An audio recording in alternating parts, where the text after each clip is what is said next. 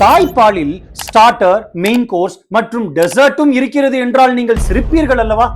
உங்கள் குழந்தை பால் அருந்தும் போது முதலில் வெளிவருவது பாலின் நீர் பகுதிதான்.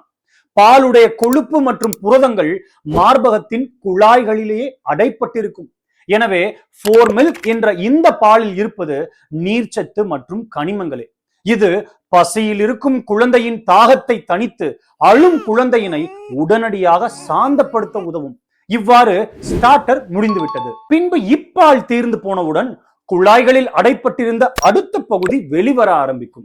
இந்த பாலில் கொழுப்பு சத்து, வே கெசின் போன்ற புரதச்சத்து மற்றும் பல வகை வைட்டமின்களும் நிறைந்திருக்கும்.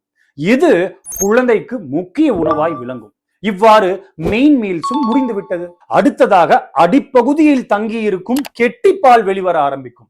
ஹைண்ட் மில்க் என்ற இந்த பாலில் பெரும்பாலும் கொழுப்பு மட்டுமே நிறைந்திருக்கும்.